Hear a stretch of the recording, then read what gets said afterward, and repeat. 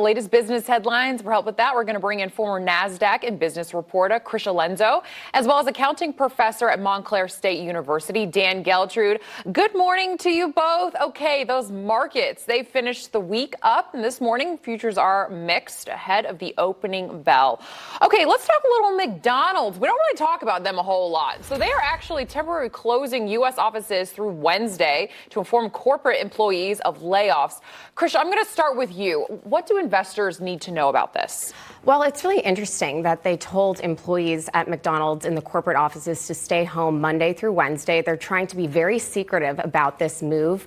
They're doing this primarily because they want to increase their restructuring. They have a new program that deals with really being efficient, as a lot of companies are doing at this point, thanks to inflation. But the news is on the news. Investors reacted well. McDonald's stock was up quite a bit. Its highest levels, $277.78 on Friday. So we'll be tracking it. Well, Meta said, it's the year of efficiency for them. So It's all about efficiency for these companies. All about it. So China, India, and Brazil have all began trading without the U.S. dollar. China is the second largest economy in the world. India is the fifth. Dan, to you, let's talk about the value of the dollar. Is it at risk? Well, the dollar remains very strong, and let's keep in mind that over 60% dominance by U.S. currency in the world right now. Now, that's down 12% in about the last 20 years. So what does this really mean?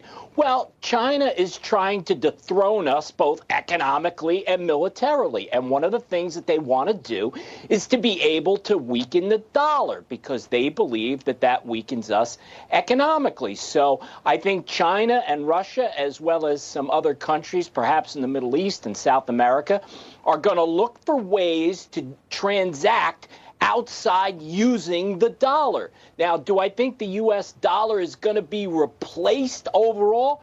No, I don't think that's going to happen. But could it be further weakened? Yes. Is it under assault? Yes. Yeah, absolutely. I know this is the topic on everyone's minds right now. It's a little worrisome, to say the least. Moving on. So GM will be phasing out the widely used Apple CarPlay in their new EVs, turning to Google instead to better track their drivers' habits. Krysia, what do you make of this switch?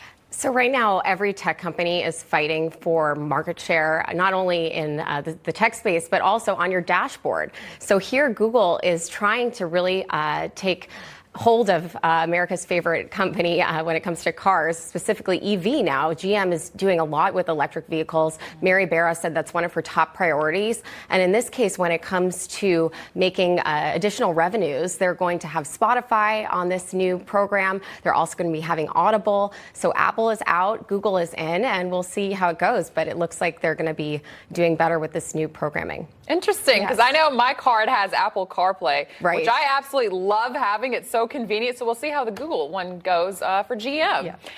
So Elon Musk announcing that Twitter's plan to start charging all news organizations $1,000 a month, plus an additional $50 a month to be verified.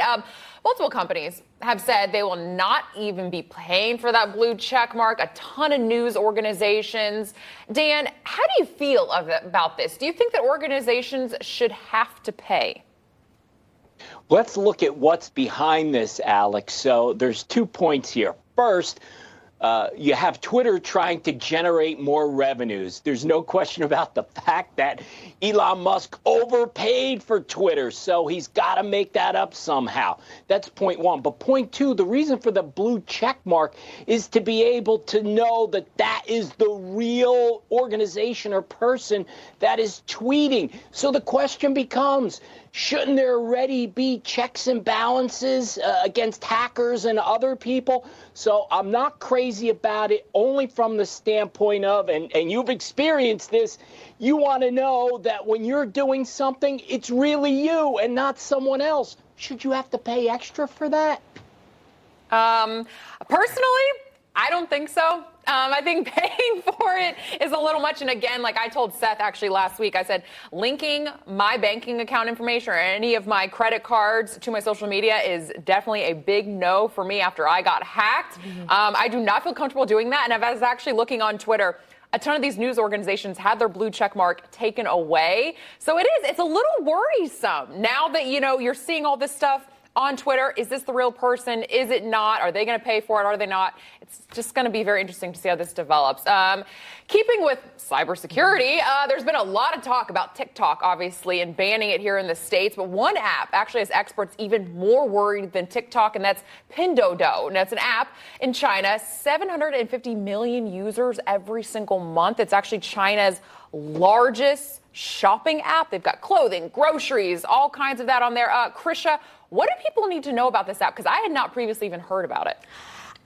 This is one of those apps that is just unbelievably scary. The fact that they have something called malware, which is malicious software, it could essentially track whatever you're doing. So whether your phone is on or off, it's running in the background and it can look at all of your different apps and how you're using them. But what is actually even worse is that this company is listed on the NASDAQ under the PDD ticker. So we really have to take a good look and see what this company is all about. Google actually deplatformed Pinduoduo, and I think they're doing the right move here. Yeah, I did see. That's right. So Google took it out of their Google Play Store. I mean, this phone can read your private messages. It can even change the settings in your phone without you even knowing. That's pretty terrifying. So if they can do that on that app, what can they do on any other app that they produce? Krysia Lenzo and Dan Geltru, thank you both for coming on this morning. Always a pleasure. Thank you, Alex. Thank you. All right.